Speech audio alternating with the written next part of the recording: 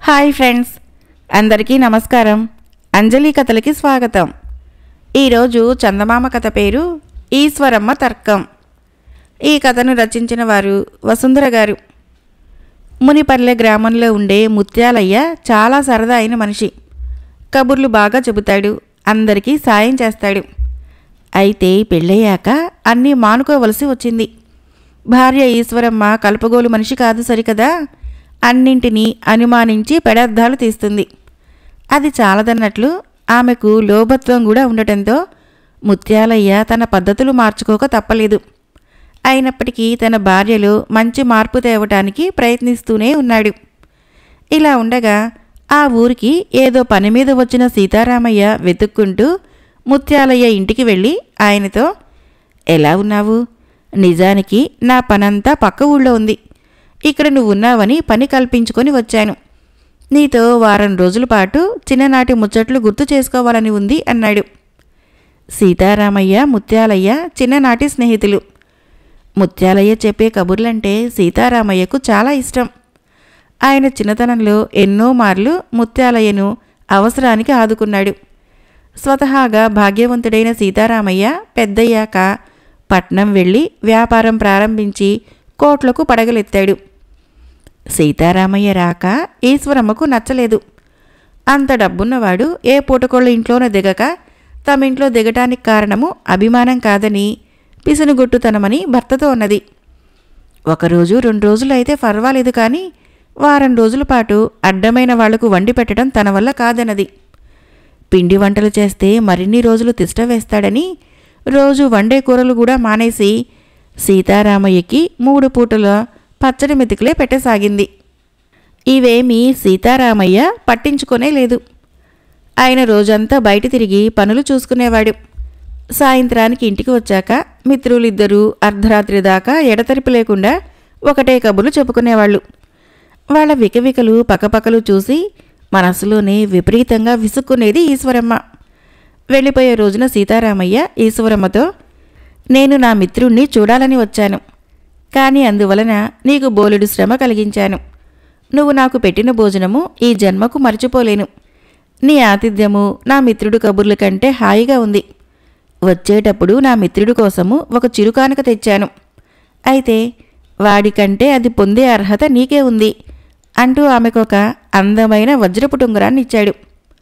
ఆ ఉంగరానికొక శీల ఉంది. దాన్ని తిప్పుకొని ఏ వేలికైనా సరిపోయేలా చేసుకోవచ్చు. అంత ఖరీదైన ఉంగరాన్ని చూసి నివ్వెరపోయిన ఈశ్వరమ్మకు నోట మాట రాలేదు. ఆమె ఉంగరాన్ని పెట్టుకున్నాక సీతారామయ్య, మా పట్నంలో చూడదగ్గ వింతలు చాలా ఉన్నాయి. మీ దంపతులిద్దరూ పట్నం వచ్చి మా ఇంట్లో ఉండి మీకు ఒకసారి ఆతిథ్యం ఇచ్చే అవకాశం మాకివ్వాలి అని చెప్పాడు. ఆయన వెళ్ళాక ముత్యాలయ్య భార్యతో, నా మిత్రుని గురించి నా వద్ద చాటుగా విసుక్కుంటూనే ఉన్నావు. ఇప్పుడు చూసావా వాడి అభిమానము? ఇప్పటికైనా నీకు అర్థమైందా అని అడిగాడు. ఈశ్వరమ్మ తిరస్కారంగా నవ్వి, ఆయన మిత్రుడని అమాయకంగా మీరు అనుకుంటున్నారు. కానీ ఆయన వ్యాపారస్తుడు, పైగా పరమలోభి. పక్క ఊళ్ళో భాగ్యవంతులు వచ్చి ఉండేందుకు ఇంద్రభవనం లాంటి వసతి గృహం ఉంది. అందులో ఉంటే మీ మిత్రుడికి చాలా డబ్బే ఖర్చయ్యేది. అందుకని ఆయన తెలివిగా మన ఇంటికొచ్చి మకాం పెట్టి పైసా ఖర్చు లేకుండా తన పనులు పూర్తి చేసుకున్నాడు. ఆయన వజ్రపు ఉంగరాన్ని మనకి కానుకగా ఇచ్చారని మీరు అనుకుంటున్నారు. అయితే దాన్ని మన ఆతిథ్యానికి వెలకట్టి ఇచ్చాడాయన అన్నది. ఆమెకెంత చెప్పినా ప్రయోజనం ఉండదని ఊరుకున్నాడు ముత్యాలయ్య. ఆ తర్వాత కొంతకాలానికి ఈశ్వరమ్మకి జబ్బు చేసింది. వైద్యుడు వైద్యం చేశాక జబ్బు తగ్గింది, కానీ ఇది మళ్ళీ తిరగబెట్టచ్చు. పట్నంలో ఉమానందుడు అనే వైద్యుడున్నాడు, మీరు ఆయనని సంప్రదించండి అని సలహా ఇచ్చాడు. పోనీలే, ఈ విధంగానైనా ఒకసారి మనం పట్నం వెళ్ళి నా మిత్రుడింట్లో 4 రోజులుండి రావచ్చును అన్నాడు ముత్యాలయ్య ఉత్సాహంగా. మీ మిత్రుడు సంగతి మర్చిపోండి, మనమే పూటకోళ్ళ ఇంట్లోనైనా ఉండి పని చూసుకొని వచ్చేద్దాము అన్నది ఈశ్వరమ్మ. అయ్యో, వాడు మనల్ని ఆహ్వానించాడన్న విషయం మర్చిపోయావా అన్నాడు ముత్యాలయ్య బాధగా. ఆయన ఎందుకు ఆహ్వానించాడనుకుంటున్నారు? తను మనకు వజ్రపు ఉంగరాన్ని ఇచ్చాడు కదా, అంతటి విలువగలదేదైనా రాబట్టుకోవాలని ఆయన తాపత్రయం. తను భాగ్యవంతుడు కాబట్టి వారం రోజుల భోజనానికి వజ్రపు ఉంగరాన్ని ఇవ్వగలడు. మనకంత తాహతు లేదు. ఆయన ఇంట్లో దిగితే అంత విలువైన కానుకనివ్వాలి. అది మన వల్ల కాదు కాబట్టి మనకు తగ్గ చోటు ఏ పూటకోళ్ళ ఇంట్లోనైనా ఉందాము అన్నది ఈశ్వరమ్మ. ముత్యాలయ్యకి భార్య మాటలు నచ్చలేదు. కానీ చేసేది లేక ఊరుకున్నాడు. ఆ విధంగా ఇద్దరూ పట్నం వెళ్ళి పూటకోళ్ళ ఇంట్లో బస చేసి 4 రోజులుండి వైద్యుడు ఉమానందుడితో పని పూర్తి చేసుకున్నారు. ఆ సమయంలోనే పట్నంలోని వింతలు విశేషాలు కూడా చూశారు. తిరిగి మునిపల్లె చేరుకున్నాక ముత్యాలయ్య భార్యతో, చూసావా, పట్నంలో మనకి 200 వరహాలు ఖర్చయింది. నా మిత్రుడు సీతారామయ్య ఇంట్లో దిగి ఉంటే వాడికి మంచి కానుక ఇచ్చి ఉండేవాళ్ళం. నీ మూర్ఖత్వం వలన నేను నా మిత్రుడికి దూరం కావలసి వచ్చింది. ఉమానందుడికి నా మిత్రుడు బాగా తెలుసునట. వాణ్ణి వెంటబెట్టుకుని వెళితే నిన్ను మరింత శ్రద్ధగా పరీక్ష చేసేవాడని నా నమ్మకం. ఏమైతేనేం ఉమానందుడి ద్వారా వాడికి మనం వచ్చినట్లు తెలిసే ఉంటుంది. ఎంత నొచ్చుకున్నాడో ఏమో అన్నాడు. ఇందుకు ఈశ్వరమ్మ, ఇంటికి అతిథులు రానందుకు ఎవరైనా సంతోషిస్తారు తప్ప నొచ్చుకోరు. మనం వాళ్ళింటికి వెళితే ఆయన మళ్ళీ మన ఇంటికి రావాలి. ఒకసారి కానుక పేరు చెప్పి వజ్రపు ఉంగరం ఇచ్చాక రెండోసారి అంతకన్నా తక్కువదిస్తే బాగుండదు కదా. అందువలన మీ మిత్రుడు కూడా మన సంబంధం ఇలా తెగిపోతేనే సంతోషిస్తాడు అని జవాబిచ్చింది. సీతారామయ్య చిన్నప్పటి నుంచి తెలుసు నాకు. ఏ ఊరెళ్ళినా ఇష్టులకు కానుకలు తీసుకొని వెళ్ళటము వాడికి అలవాటు. నీకెలా చెప్పాలో నాకు అర్థం కావటం లేదు అని బాధపడ్డాడు ముత్యాలయ్య. ఆ తర్వాత కొంతకాలానికి సీతారామయ్య అటుగా వచ్చి పొరుగురి వసతి భవనంలో దిగినట్లు ముత్యాలయ్యకు తెలిసింది. ఆయన ఎంతో నొచ్చుకొని మిత్రుణ్ణి కలుసుకోవాలనుకున్నాడు. కానీ ఈశ్వరమ్మ అందుకు ఒప్పుకోక, అంతా నేను చెప్పినట్లే జరిగింది. మీ మిత్రుడు బుద్ధి బయటపడింది కదా, ఇక ఊరుకోండి అన్నది. అయితే 4 రోజుల తర్వాత సీతారామయ్య వాళ్ళింటికి వచ్చేసరికి ఈశ్వరమ్మ ఆశ్చర్యపోయింది. సీతారామయ్య మిత్రుడి మీద నిష్ఠూరం వేసి, మీరు పట్నం వచ్చి కూడా మా ఇంటికి రాకపోవటము నాకెంతో బాధ అనిపించింది అని ఈశ్వరమ్మతో, వీడెలాగూ బుద్ధిలేని గాడిదే, నువ్వైనా నచ్చచెప్పి ఉండాల్సింది. ఏది ఏమైనా మీ వరస నాకు నచ్చక ఈసారి మీ ఇంటికి రాలేదు, అర్థమైందా అన్నాడు. మామూలుగా అయితే మీ ఇంటికి వచ్చి ఉండేవాళ్ళం. నాకు అనారోగ్యంగా ఉందప్పుడు, అందుకని మొహమాట పడ్డాము అన్నది ఈశ్వరమ్మ సంజాయిషీగా. మాటలతో సంజాయిషీ ఇచ్చి లాభం లేదు. మరొకసారి పనిగట్టుకొని పట్నం వచ్చి మా ఇంట్లో కనీసం 10 రోజులు ఉండి వెళ్ళండి. అప్పుడే నేను మిమ్మల్ని క్షమిస్తాను, అర్థమైందా అన్నాడు సీతారామయ్య తలాడిస్తూ. ముత్యాలయ్య ఈశ్వరమ్మ సరేనన్నట్లు తలలూపారు. అప్పుడు సీతారామయ్య నవ్వి, ఇంతకు నేను మీతో దెబ్బలాడటానికి వచ్చాననుకుంటున్నారా? ఇటువైపు వస్తున్నాను కదా అని నా మిత్రుడి కోసము ఈ చిరుకానుక తెచ్చాను అంటూ ముత్యాలయ్యకు ఒక విలువైన వజ్రపు ఉంగరాన్నిచ్చి వెళ్ళిపోయాడు. ఈశ్వరమ్మ తెల్లబోయింది. కానుక ఇవ్వాల్సి ఉంటుందని తాను పట్నం వెళ్ళినా సీతారామయ్య ఇంట్లో దిగలేదు. తమ ఇంట్లో దిగకపోయినా కానుక ఇచ్చి వెళ్ళాడు సీతారామయ్య. కానుకలు వ్యాపారం కాదు, అవి అభిమానము ఆప్యాయతలకు నిదర్శనాలు.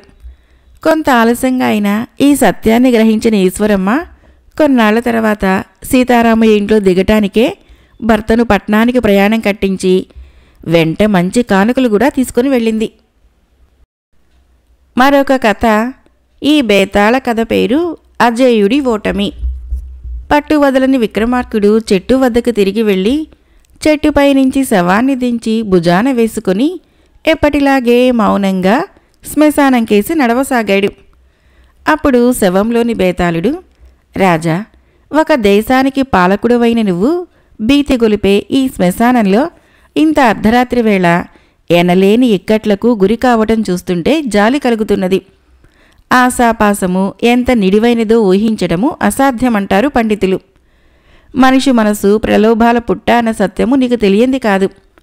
నీవు ఎంతో పట్టుదల ఓర్పులతో పాటు నిగ్రహశక్తి శాంతగుణము కలవాడువన్న మాట నిజము.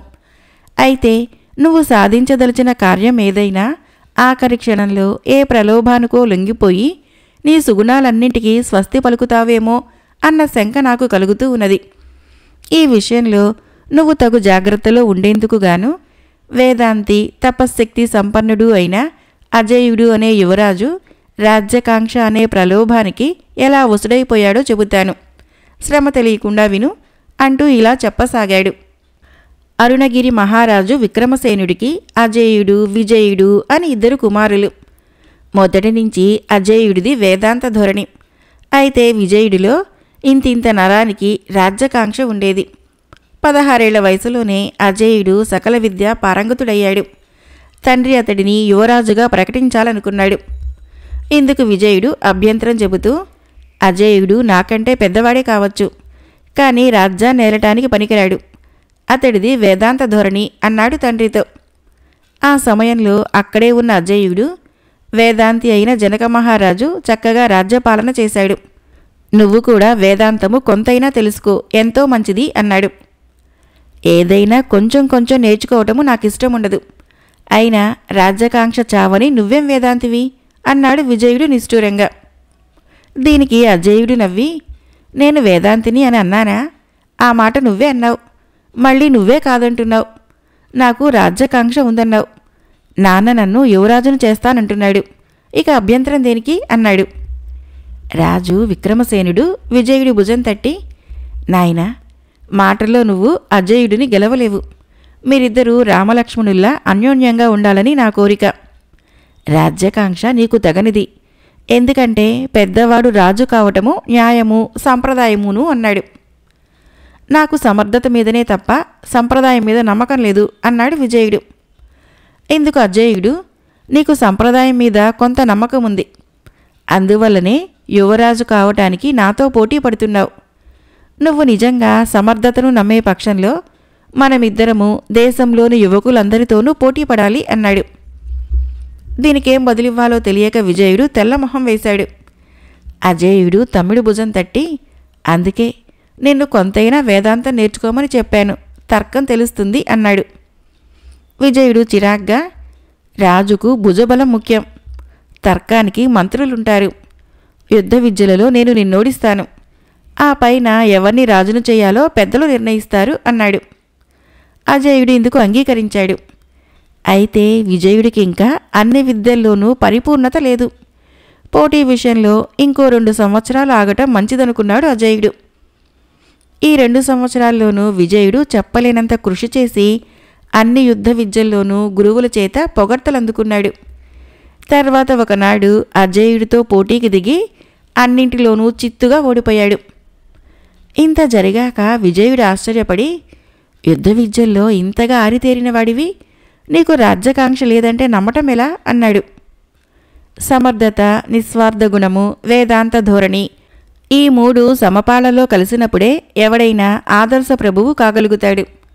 నాకు రాజ్యకాంక్ష లేదు, కానీ నేను రాజునైతే నాన్న సంతోషిస్తాడు, ప్రజలు సుఖపడతారు. అందుకే నేను రాజును కావాలనుకుంటున్నాను అన్నాడు అజేయుడు.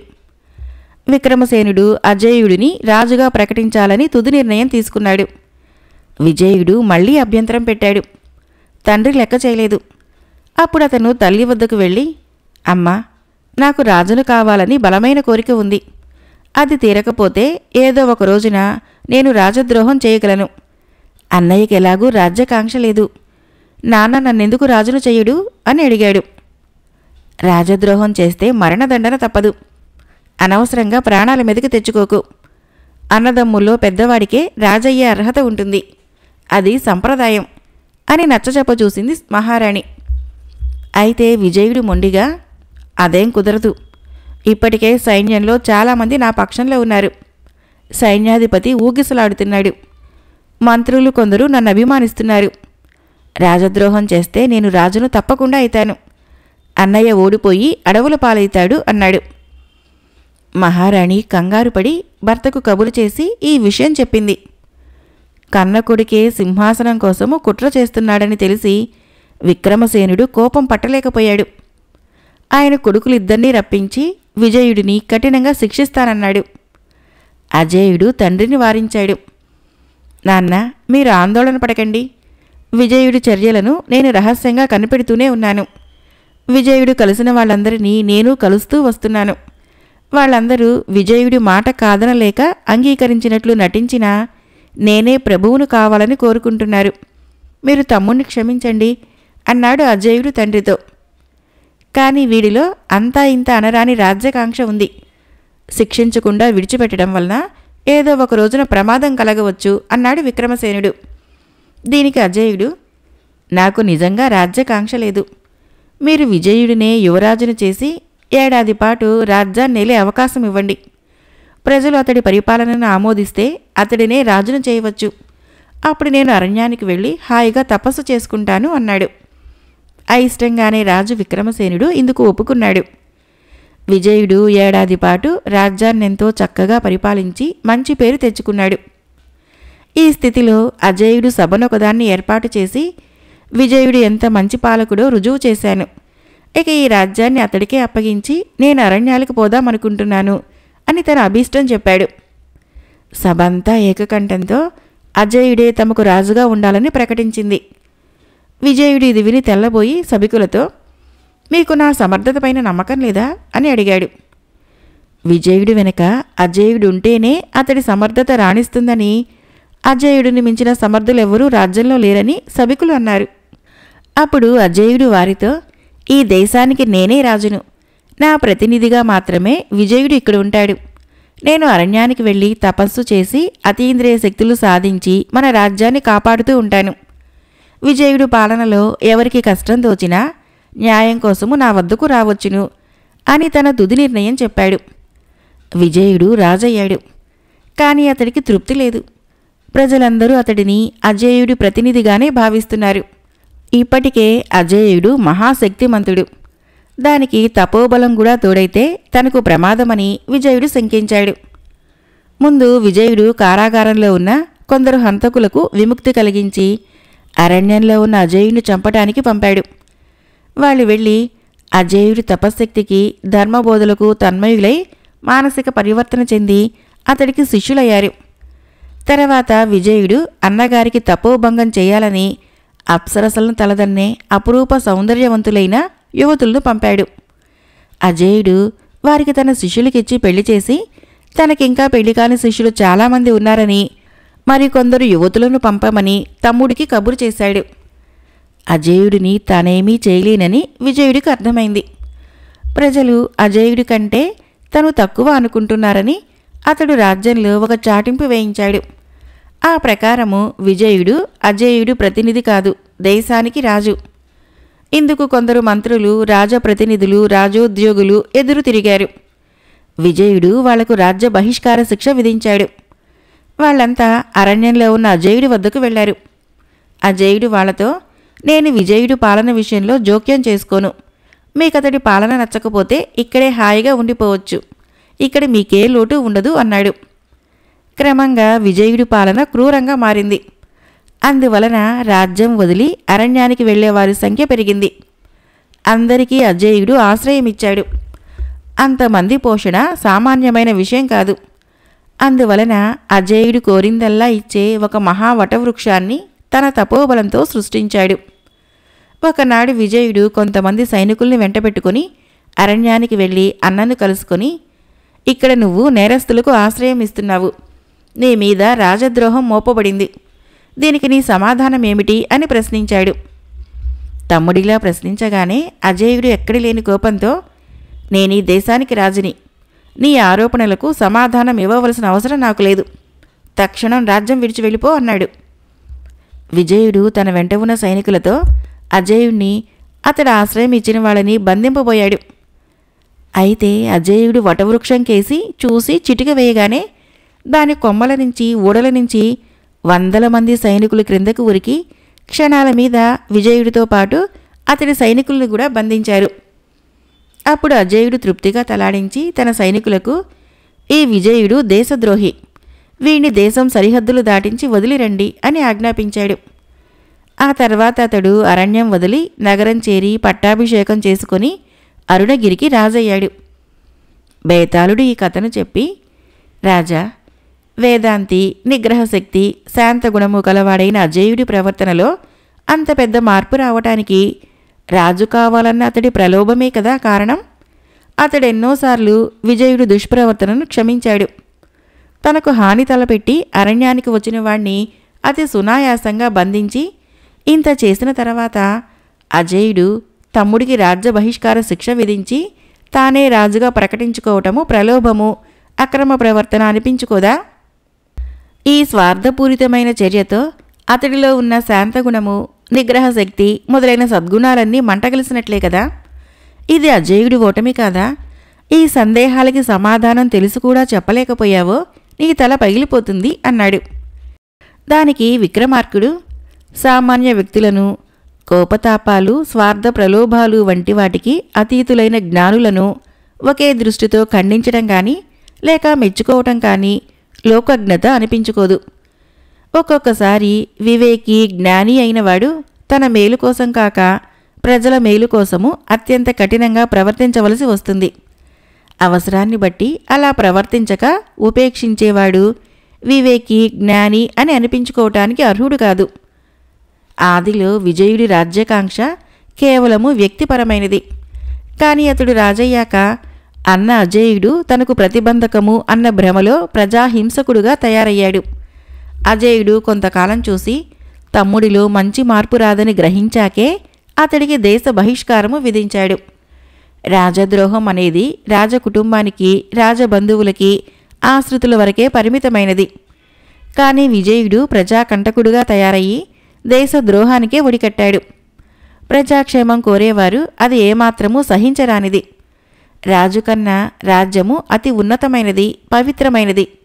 ఈ కారణం వలనే అజేయుడు తన తమ్ముణ్ణి రాజద్రోహి అనిగాక దేశద్రోహి అని ప్రకటించి తాను రాజయ్యాడు అన్నాడు.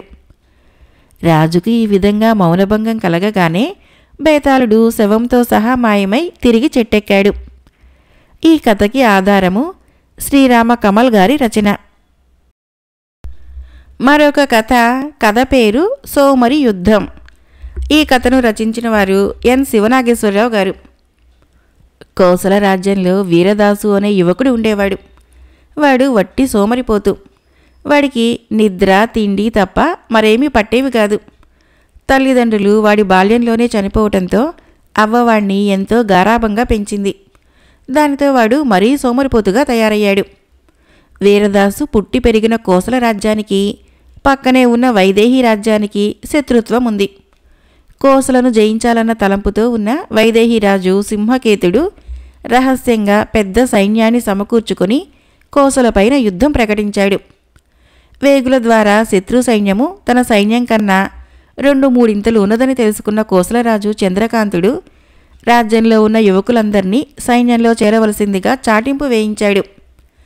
ఈ చాటింపు విని ఎందరో యువకులు దేశ రక్షణ కోసము సైన్యంలో చేరారు.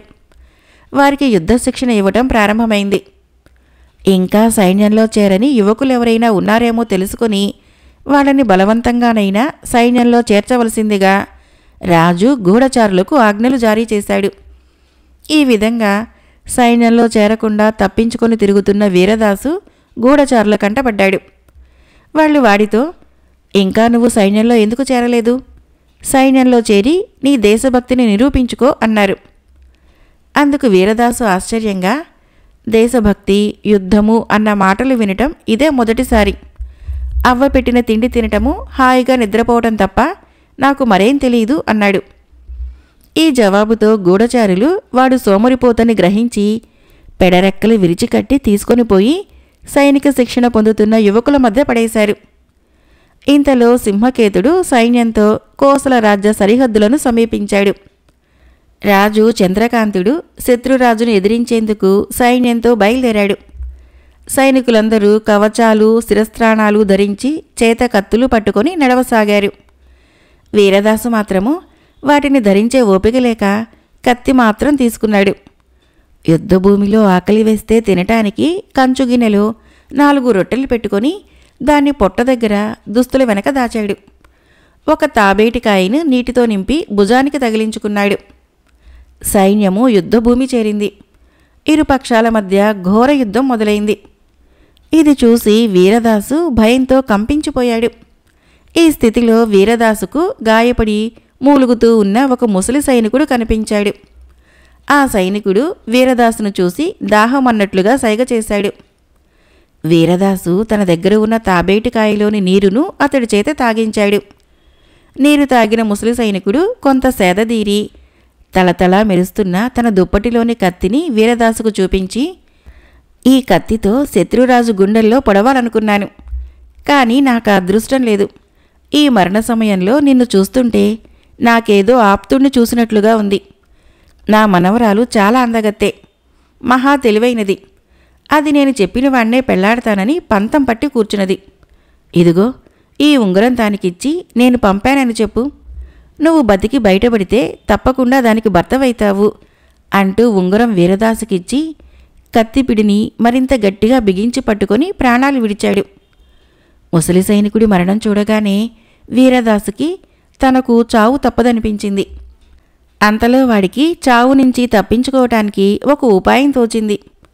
వాడు చచ్చిపోయిన ముసలి సైనికుడి పక్కన పడుకొని అతడి దుస్తులకు అంటి ఉన్న రక్తం కొంత తన దుస్తులకు పూసుకొని చచ్చిపోయిన వాడిలా కళ్ళు మూసుకున్నాడు. ఆ మరుక్షణం వాడికి నిద్ర పట్టేసింది. అయితే హఠాత్తుగా వాడు ఊహించని ప్రమాదం వచ్చి పడింది.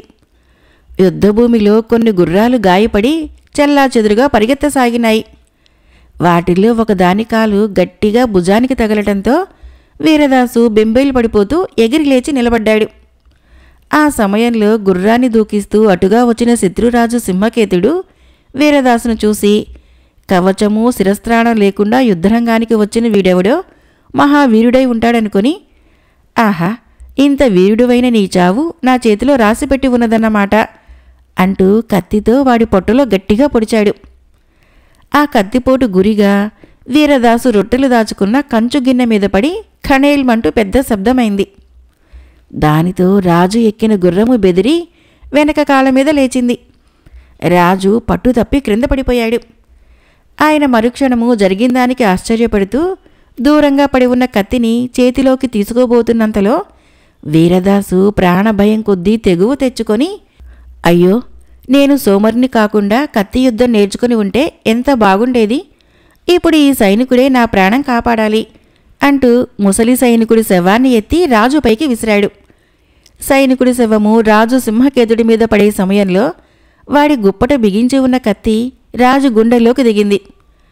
రాజు ఒక చావు కేకతో పాటు వైదేహి రాజ్యానికి జై అంటూ నేల మీద కుప్పకూలిపోయాడు. తమ రాజు మరణం చూసిన శత్రు సైనికులు భీతిల్లి పారిపోయారు. వీరదాసు చేతిలో సింహకేతుడు చావటం గురించి విన్న రాజు చంద్రకాంతుడు వాణ్ణి చూడవచ్చి, ఓహో, నువ్వు జగదేక వీరుడివి, అసహాయ సూర్యుడివి అంటూ గొప్పగా మెచ్చుకొని వాణ్ణి రాజలాంఛనాలతో కోటకు తీసుకుని పోయి ఏం కావాలో కోరుకో అన్నాడు. అందుకు వీరదాసు, మహారాజా, ఎంతటి అసహాయ సూర్యుడైనా యుద్ధభూమిలో శత్రువుల్ని 10ల 100ల సంఖ్యలో తెగటార్చినప్పుడు అలసిపోక తప్పదు కదా. నాకు కడుపు నిండా తిండితో పాటు కొంతసేపు నిద్రపోవటానికి మంచి చోటు చూపించండి చాలు అన్నాడు.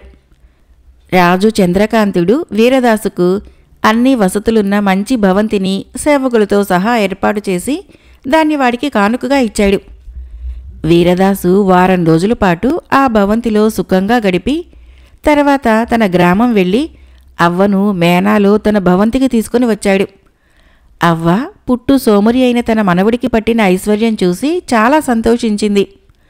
కొద్ది రోజులు గడవనిచ్చి వీరదాసు అవ్వకి ముసలి సైనికుడి మనవరాలి సంగతి చెప్పాడు.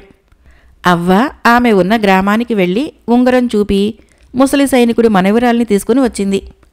రాజుగారి సమక్షంలో వీరదాసుకు సైనికుడి మనవరాలికి వైభోగంగా వివాహం జరిగింది. క్షణకాలము చావు భయంతో అయితేనేమి ఎంతో సాహసంగా ప్రవర్తించినంత మాత్రాన పట్టిన వైభోగం గమనించిన వీరదాసు ఆ తర్వాత సోమరితనం విడిచి యుద్ధ విద్యలు అభ్యసించి రాజుగారి సేవానాయకుల్లో ఒకడుగా ఉద్యోగం సంపాదించాడు. కథ అయిపోయింది. ఫ్రెండ్స్, ఈ కథలు నచ్చినట్లయితే మన ఛానల్ని తప్పకుండా సబ్స్క్రైబ్ చేయండి, లైక్ చేయండి, షేర్ చేయండి, కామెంట్ చేయండి. Thank you.